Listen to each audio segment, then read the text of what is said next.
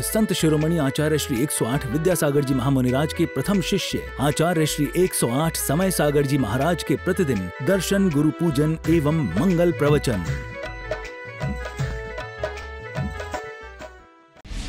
इस कार्यक्रम के प्रसारण पुण्यार्जक हैं Bhamashah Ramesh Kumar, Mahesh Kumar, Santosh Kumar ji, scientist Ritesh USA, director Ritul, Rahul एवं अर्चित बिलहरा परिवार, Gitanjali builders private limited, Shanti constructions, Shanti Niketan, Gyan Sagar college of engineering, Gyan Sagar college of institutions, Delhi public school, Makronia and Sagar, MP. कर्णम पर पुष्पांजलम क्षिपेत। संसारिक विषयों में पढ़कर मैंने अपनी को भरमाया, इस राग देश की वैतरणी से अब तक पार नहीं पाया।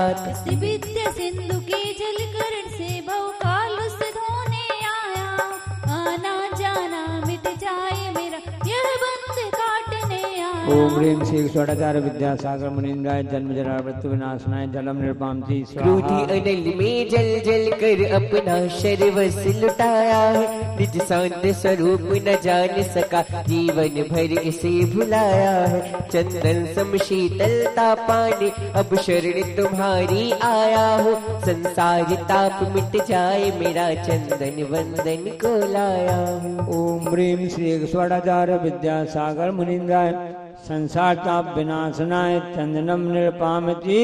जड़ को ना मैंने जड़ समझा नहीं, अक्षय निधि को पहचाना, अपने तो केवल सपने थे ब्रह्म और जगत का भटकाना। चरणों में अर्पित अक्षय है, अक्षय पद मुझको मिल जाए, तब ज्ञान अरुण की किरणों से यह हृदय कमल भी खिल जाए। ओम ह्रीं श्री षोडचार्य विद्यासागर मुनीन्द्राय अक्षय पद प्राप्त है अक्षतम निर्पामति। विषय भोग की मदिरा पी में बना सदा से मत वाला, तृष्णा को तृप्त करे जितनी उतनी बढ़ती इच्छा ज्वाला। मैं काम भाव विध्वंस हेत मन सुमन चढ़ाने आया, यह मदन विजेता बन न सके यह भाव हृदय में लाया।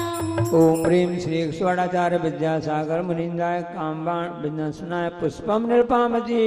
इस क्षुधा रोग की व्यथा कथा भव भव में कहता आया हो, अति भक्ष अभक्ष भगी फिर भी मन तृप्ति नहीं कर पाया हूँ। नैवेद्य समर्पित करके मैं तृष्णा की भूख मिटाऊंगा, अधिक ना भटक सकूं यह अंतर बोध जगाऊंगा।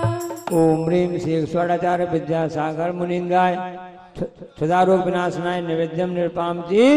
मोहाधिकार से व्याकुल हूँ, निज को नहीं मैंने पहचाना, मैं राग देश में लिपटे रहा, इजहाती रहा बस बस्ताना। यह दीप समर्पित है मुनिवर मेरा, तम दूर भगा देना, तुम ज्ञान दीप की बाती से मम अंतर दीप जला देना। ओम ह्रीं श्री षोडचार्य विद्यासागर मुनीन्द्राय मोहंकार विनाशनाय दीपम निर्पामति। अशुभ कर्म ने घेरा है मैं अब तक यह माना था, बस पाप कर्म तज पुण्य कर्म को चाह रहा अपनाना था। शुभ अशुभ कर्म सब रिपुदल है, मैं इन्हें जलाने आया, इसलिए अब गुरु चरणों में अब धूप चढ़ाने आया। ओम ह्रीं श्री षोडचार्य विद्यासागर मुनीन्द्राय अष्टकर्म दहनाय धूपम निर्पामति। भूखों को इतना भूखा कि खुद को ही भोगी बना डाला, साथी और साधक का अंतर मैंने आज मिटा डाला। मैं चिदानंद में लीन रहूं, पूजा का यह फल पाना, पाना था जिनके द्वारा वह मिल बैठा मुझे ठिकाना है। ओम ह्रीं श्री षोडचार्य विद्यासागर मुनीन्द्राय महामोक्ष फल प्राप्त है फलम निर्पामति। हाँ, जग की वैभव को पाकर मैं निश दिन कैसा अलमस्त रहा, चारों गतियों की ठोकर को खाने में ही अव्यस्त रहा। मैं हूँ सुतंत्र ज्ञाता दृष्टा, मेरा पर से क्या नाता है, कैसे अनर्घ पद पा जाऊं यह अरुण भावना भाता। ओम ह्रीं श्री षोडचार्य विद्यासागर मुनीन्द्राय अनागपद प्राप्त है अर्घम निर्पामति। पूरी जयमाला। हे गुरुवर तेरे गुण गाने अर्पित है जीवन के क्षण क्षण, हर क्षण के सुमन समर्पित है, हर्षाई जगते के कण कण।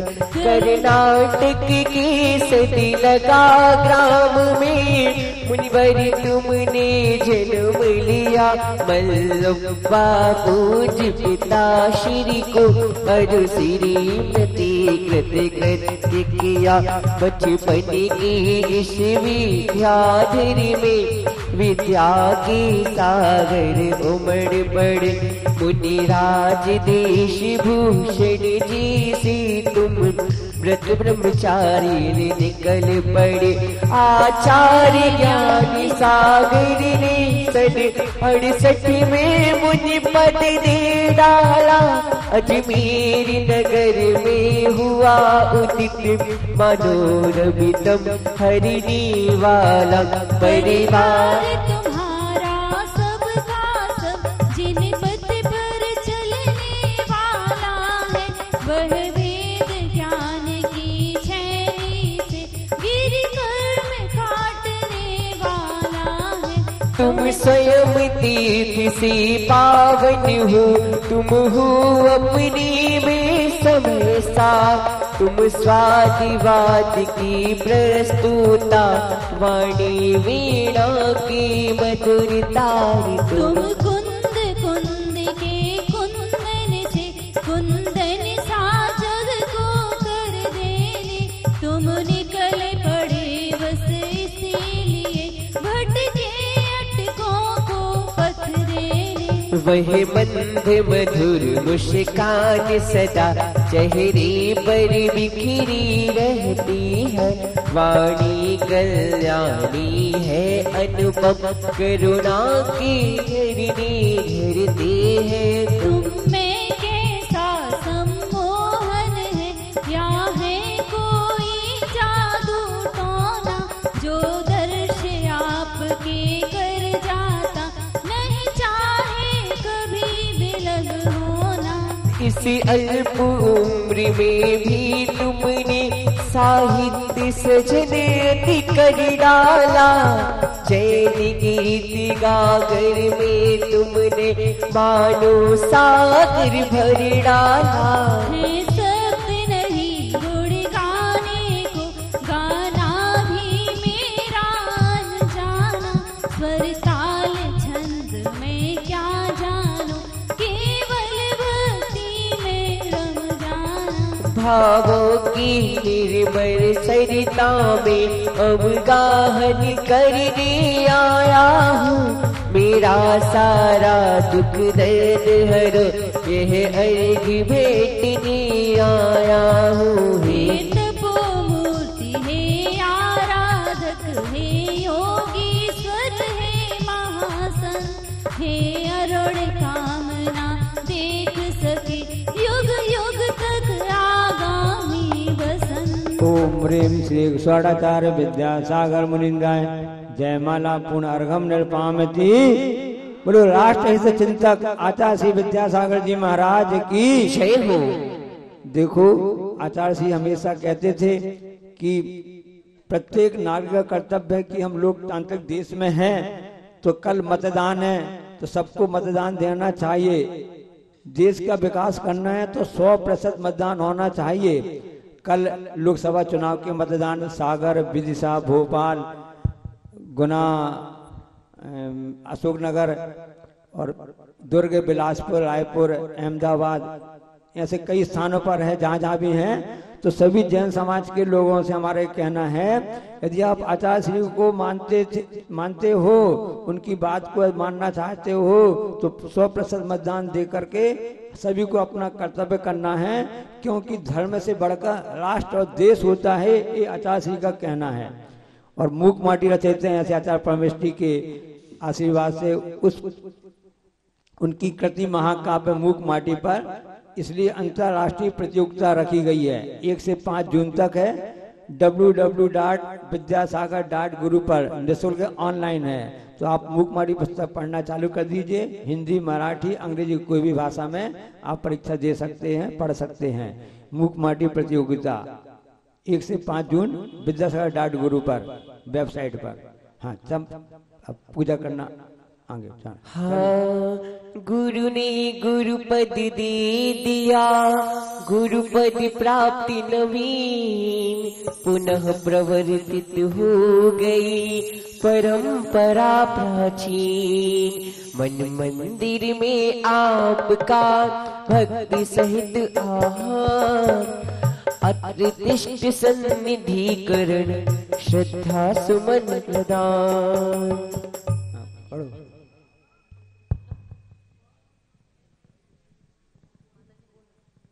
ये जो पूजा अभी पढ़ी जा रही है ब्रह्मचारी स्नास भैया ने लिखी। हाँ चलो, अच्छे भाव हैं।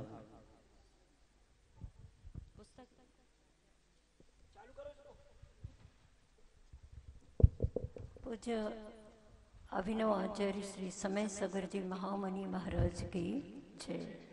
ओम ह्रूमाचार्य श्री समय सागर महामणीन्द्र अत्र दर्शमशित्याह्वानम जय। ओम अष्टोत्तर सदाचार्य श्री समय सागर महामणीन्द्र प्रतिष्ठाठ स्थापनम जय। ओम अष्टोत्तर सदाचार्य श्री समय सागर महामणीन्द्र अत्र सन्निधो भव षट सन्निधिकरणम जय।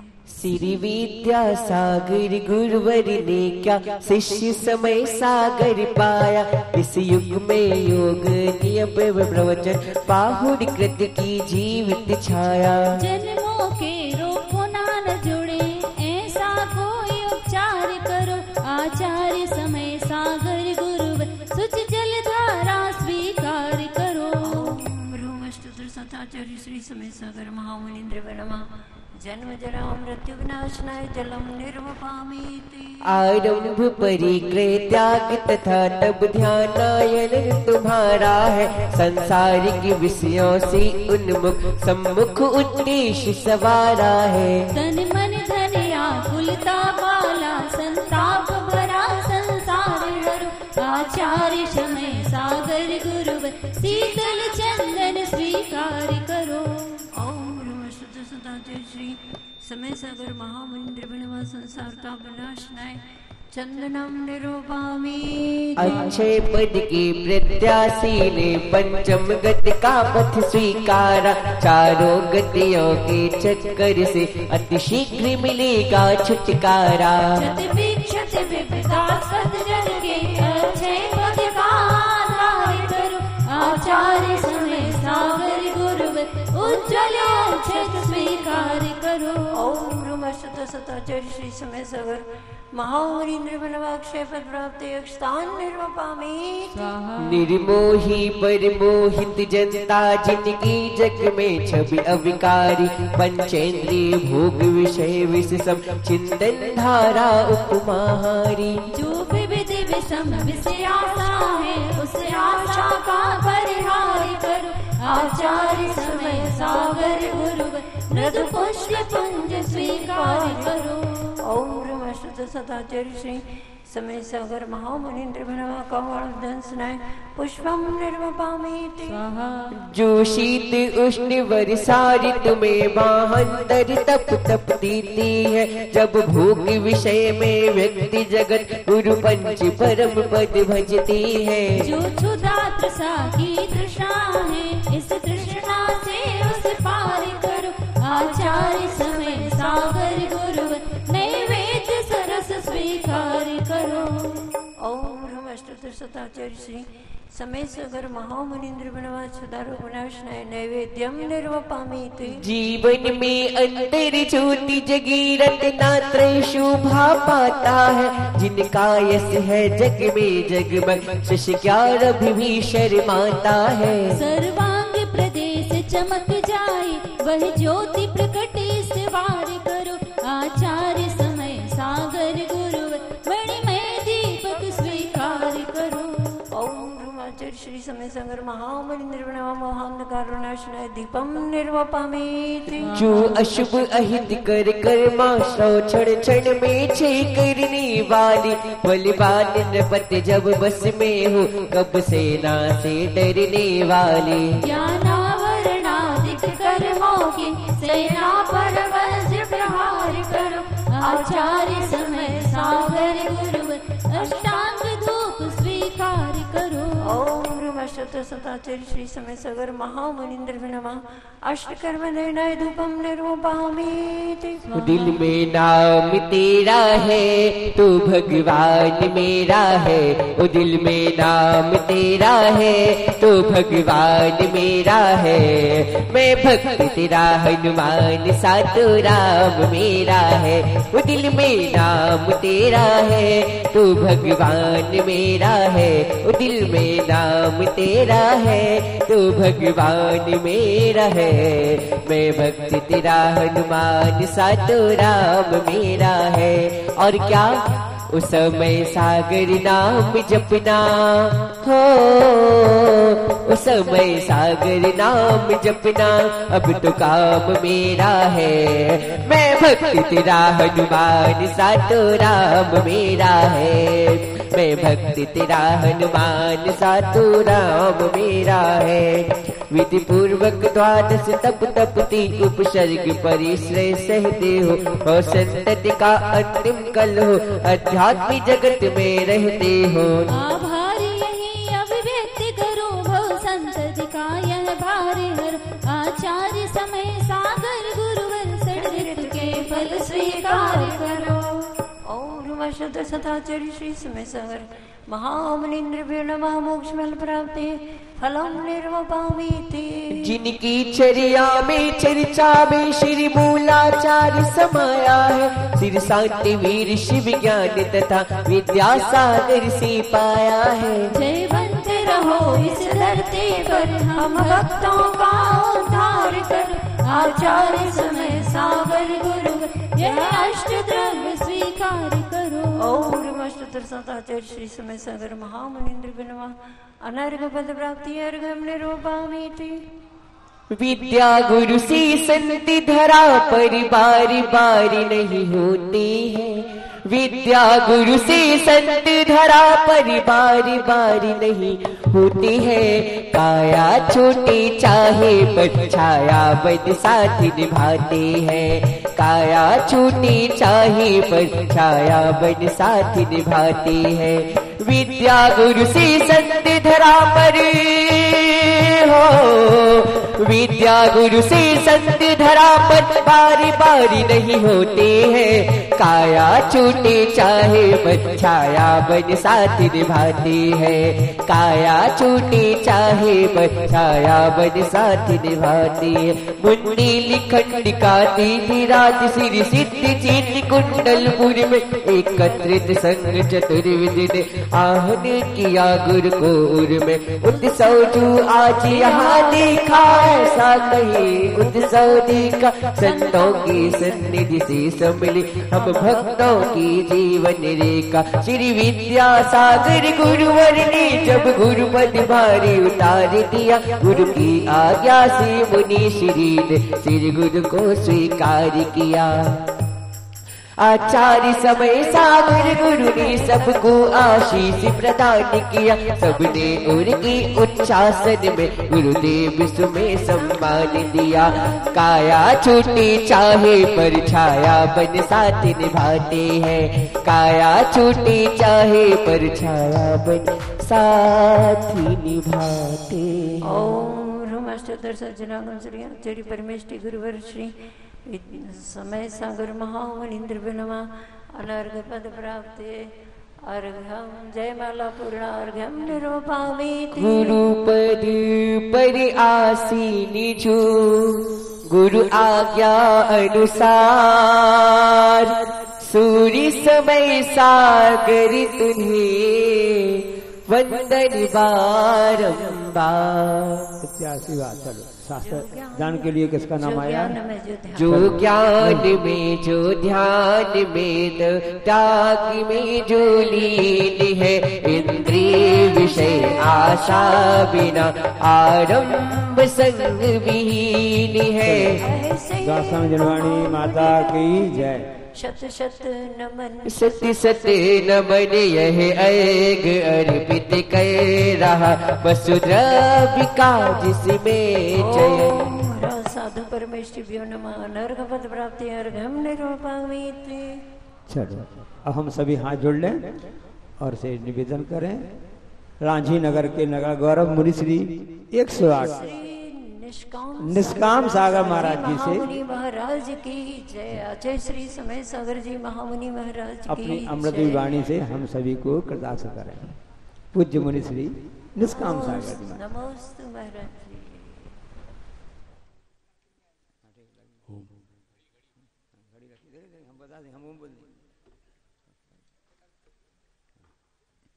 दुर्लभ गुरुमुख से वचन, दुर्लभ गुरु मुस्कान, दुर्लभ गुरु आशीष है, दुर्लभ गुरु से ज्ञान।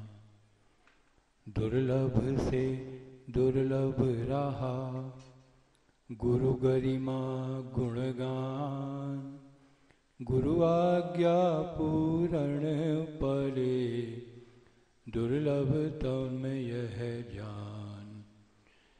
महातिशयकारी श्री बड़े बाबा आदिनाथ भगवान की, आचार्य परमेष्टि भगवान गुरुवर विद्यासागर जी महामुनिराज की, आचार्य परमेष्टि भगवान श्री समय सागर जी महामुनिराज की, मुनि श्री प्रसाद सागर जी, निरी सागर जी आदि 3 कम 9 करोड़ महामुनिराजों की,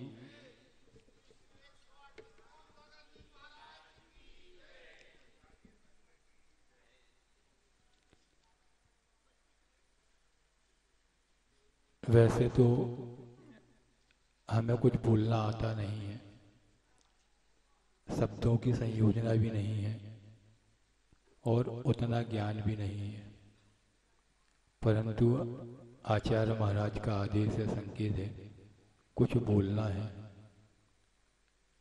हम अपनी बात अपने ज्ञान अनुसार आपके सामने रखने का प्रयास कर रहे हैं। जो अच्छा लगे वो आचार्य भगवान का समझ के आप ग्रहण कर लेना, और जो कुछ त्रुटियां हो जाए तो मुझ अल्पज्ञ को अल्पज्ञ समझकर क्षमा कर देना।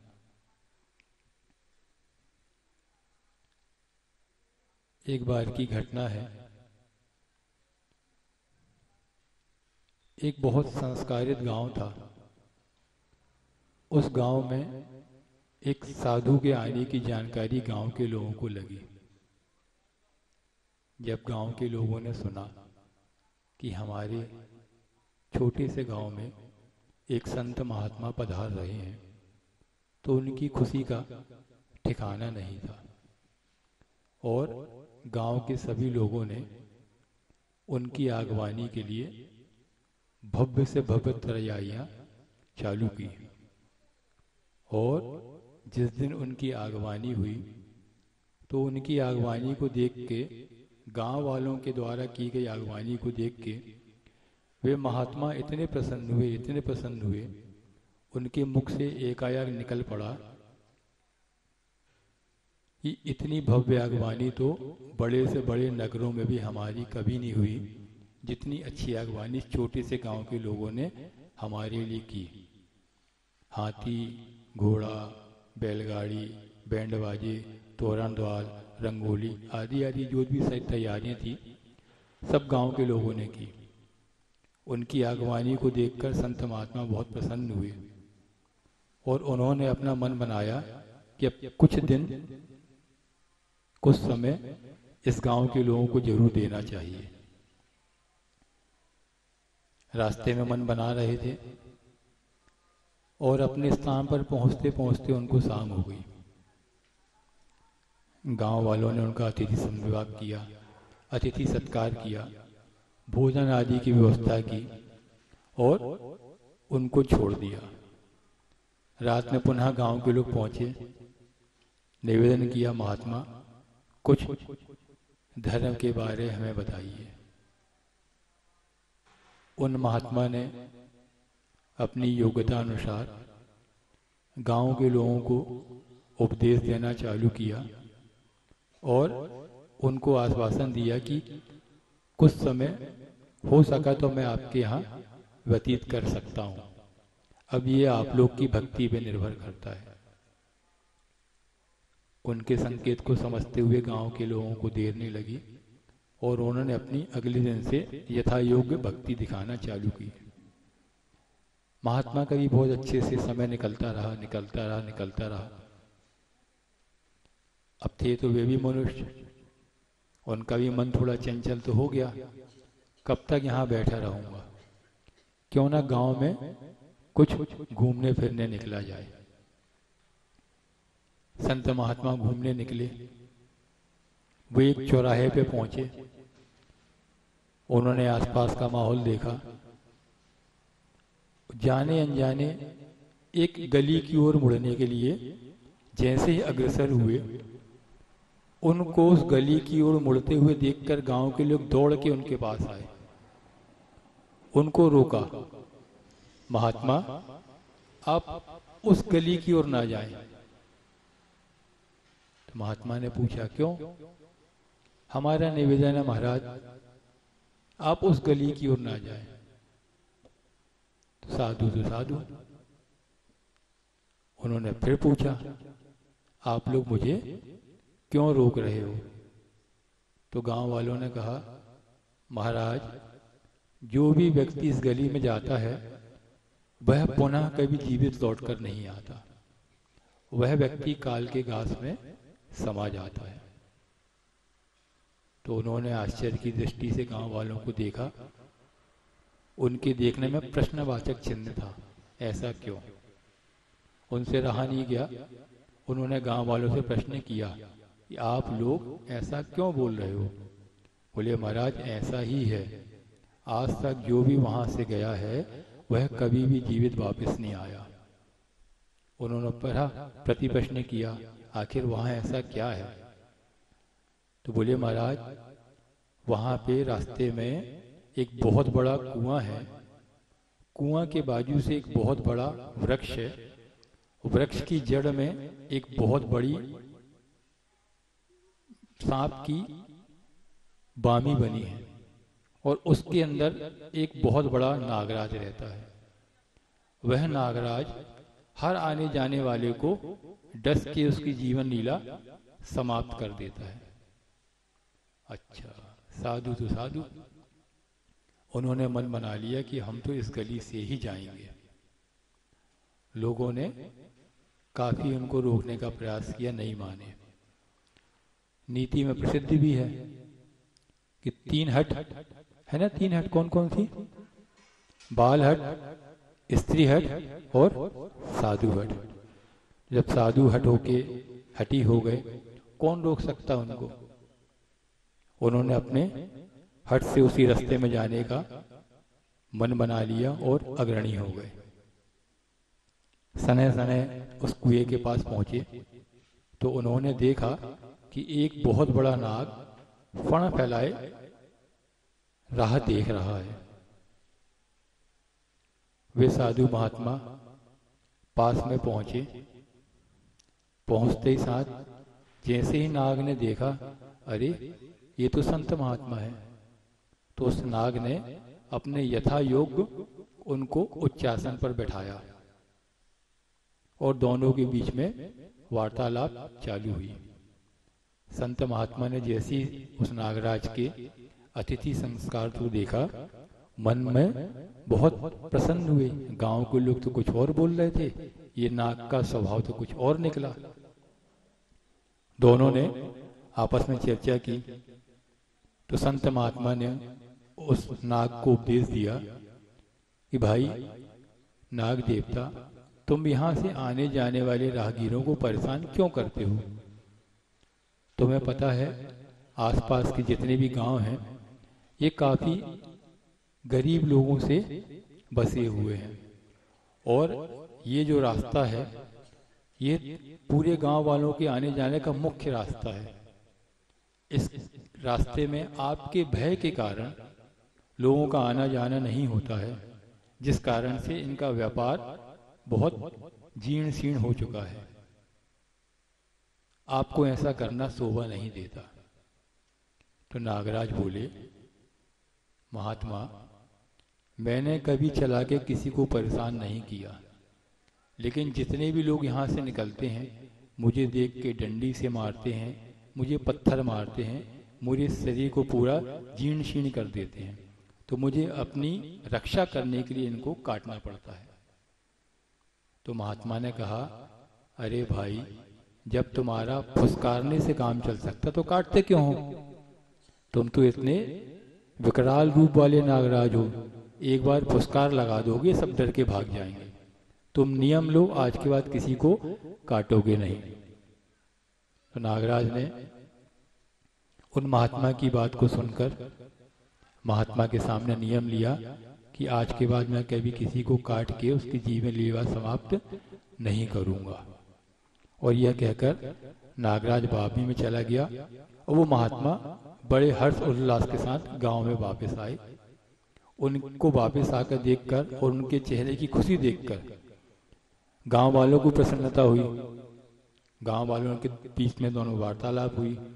गांव वालों ने पूछा क्या हुआ, उन्होंने पूरी घटना बताई और कह दिया कि आज के बाद वह नागराज किसी को भी नहीं डसेगा, आप लोग निडर होकर इस रास्ते से आ जा सकते हैं। गांव वालों को बड़ी खुशी हुई, चलो अब हमारा व्यापार बढ़ जाएगा, हमारी आजीविका का निर्वहन अच्छे से होने लगेगा। कुछ समय निकला, संत महात्मा उस गांव से प्रयाण करके अगले गांव की ओर चल दिए। गांव वालों का जीवन भी व्यवस्थित चलने लगा। कुछ समय निकला, पुनः उन महात्मा पुरुष का उस गांव में आना हुआ और उसी रास्ते से आना हुआ जिस रास्ते में वो नागराज निवास करता था। और जैसे ही वो उस कुएं के पास पहुंचे और बाजू में वृक्ष की जड़ में बने हुए उन्होंने बामी को देखा, तो बामी के बाहर बैठे हुए नागराज को देखकर उनकी आत्मा अंदर से दुखित हो उठी। क्यों, ऐसा क्या हुआ? उन्होंने देखा कि जो वो नागराज है बहुत जीर्ण शीर्ण अवस्था में है, उसके शरीर में जगह जगह घाव है, जगह जगह से खून बह रहा है। वो दुखी होकर उसके पास पहुंचे, उससे पूछा, नागराज तुम्हारी ये दशा कैसे हुई? तो उन्होंने उत्तर दिया, महाराज आपने मुझे नियम दिया था ना किसी को काटना नहीं, उसका ही है परिणाम है। गांव के जो भी लोग यहाँ से निकलते हैं, बच्चे निकलते हैं, बड़े निकलते हैं, मुझे डंडे से मारते हैं, बच्चे मुझे पत्थर से मारते हैं, महिलाएं मुझे रस्सी समझकर मुझे घिर्रे में डालकर बाल्टी बांधकर मुझसे कुएं से पानी खींचती हैं। और तो और महिलाएं इतनी ज़्यादा निम्न स्तर का काम करती हैं, मुझे रस्सी समझकर दो डंडों में बांटकर मेरे ऊपर कपड़े सुखाती हैं। अब बताइए मैं उनको काटूं तो क्या ना करूं? तो महाराज ने पुनः याद दिलाया, बोले मैंने आपसे कहा था ना किसी को काटना नहीं, सिर्फ फुसकार देना है, बस इतना होने से आपका काम हो जाएगा। क्योंकि कभी अकस्मात में ऐसी बातें कही जाती हैं, ध्यान में नहीं रहती हैं। तो वह नागराज भी भूल चुके थे कि महाराज ने मुझसे कहा था फुसकार देना। बस इतनी की बात भूलने के कारण और उनको इतने कष्ट सहने पड़े। तो हम आपसे यही बात कहना चाह रहे हैं कि जब इस बुंदेलखंड में धर्म के नाम पर कुछ भी नहीं था, पंडितों का साम्राज्य था, तब वहां पर एक ऐसा महान व्यक्तित्व जिसने अपनी साधना, तप, तपस्या, ज्ञान के बल पे इस पूरे बुंदेलखंड को भारत ही नहीं पूरे विश्व में उन्होंने एक महती धर्म के नाम पे, एक संस्कार के नाम पे लाकर खड़ा कर दिया। और तो और अकेला उन्होंने इतना ही नहीं किया, आज कुंडलपुर का जो भी स्तर, जो भी स्थान अपन को देखने मिल रहा है, वह सब कुछ आचार्य भगवान गुरुवर विद्यासागर महाराज की महती कृपा है। आज बड़े बाबा जिस स्थान पर विराजमान हैं, लोग दूर दूर से देखने आ रहे हैं। 2019 में आचार्य भगवान का चातुर्मास नेमावर में चल रहा था। तो नेमावर में जो स्वयं सेवक संघ के द्वितीय नंबर के गोपाल कृष्ण भाई जी नाम के व्यक्तित्व हैं, वो आचार्य भगवान के दर्शन करने आए। मोहन भागवत जी ने उनको भेजा था कि आप आचार्य भगवान के दर्शन करने आइए और जाइए और उनसे जो राम लल्लल का नया मंदिर बनना है अयोध्या में, उसके बारे में उनसे चर्चा करके आइए। तो आचार्य भगवान ने जब उनसे चर्चा की एकांत में, तो आचार्य भगवान ने उनसे कहा कि राम भगवान तो अकेले भारत नहीं, पूरे लोक के भगवान हैं। इतने बड़े भगवान और इतना छोटा सा आप उनका मंदिर बना रहे हो? नहीं, उनका मंदिर का विस्तार करिए और मंदिर की रूपरेखा देखना है तो आप कुंडलपुर में बड़े बाबा के मंदिर को देख के उनके आधार पर राम लल्लल का नया मंदिर बनाइए। उनकी बात सुन के गोपाल कृष्ण भाई जी यहाँ पे आए, बड़े बाबा के दर्शन किए, पूरे मंदिर का निरीक्षण किया और जाके पूरा का पूरा स्वरूप वही आज जो प्राण प्रतिष्ठा हुई है पिछले वर्ष राम लल्ला की, उसमें जो मंदिर का विस्तार हुआ है वह पूरा का पूरा विस्तार मात्र आचार्य भवन की परिकल्पना के स्वरूप और बड़े बाबा के मंदिर का अवलोकन करने के आधार पर ही उन्होंने इस प्रकार मंदिर को बनाया है। सोचो, आप लोग कहते थे, अभी भी कहते हो, आचार्य भगवान मात्र हमारे भगवान हैं। अरे अपनी बुद्धि को बदलो, आचार्य भगवान तो जन जन के और प्राणी मात्र के भगवान हैं। कई बार लोगों ने हमसे पूछा और हम अपने मन की बात कह रहे हैं आज, हम कभी भगवान के प्रति निंदा नहीं करते और कभी भाव नहीं है, लेकिन हमें भगवान पे बहुत ज्यादा श्रद्धा नहीं होता। पता नहीं क्यों? क्योंकि हमने तो जीवंत भगवान को देखा है और जीवंत भगवान पे ही हमारा जो श्रद्धान होता है, हम उनको देख के ही समझते हैं कि भगवान तो ये ही हैं और भगवान ऐसे ही होते हैं। इसलिए हमें पूरा का पूरा श्रद्धान मात्र आचार्य भगवान विद्यासागर महाराज जी के ऊपर था, है और रहेगा।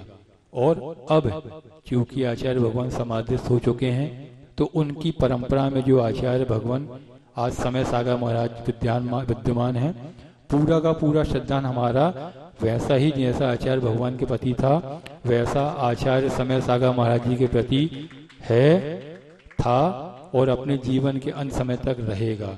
और आप सबसे भी यही अपेक्षा करते हैं कि आप लोगों ने अपना जो श्रद्धान आचार्य भगवान के प्रति बताया है, बनाया है, वही आपका श्रद्धान आचार्य श्री समय सागर महाराज जी के समय उनके प्रति रहना चाहिए। बोलिए परंपरा आचार्य श्री समय सागर जी महामुनि राज की। एक छोटा सा दृष्टांत आचार्य भगवान का सुनाते हैं, 2 मिनट का। हम ज्यादा बोल नहीं पाएंगे, फिर भी एक छोटा सा संस्मरण। जब नेमावर से इंदौर की ओर आचार्य भगवान का विहार हुआ, तो सतवास के फेरी के दिन सुबह सुबह आचार्य भगवान का सतवास में प्रवेश हुआ।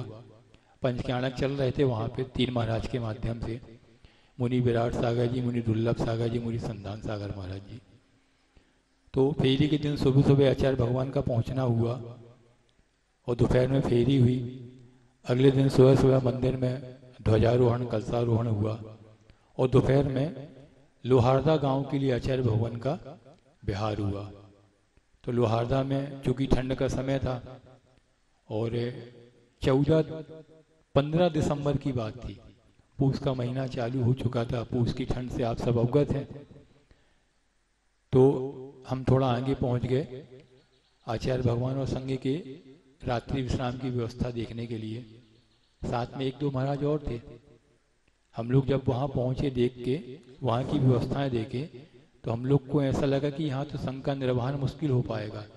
ठंड बहुत जोरों पे है और स्थान उपयुक्त नहीं है रुकने के लिए।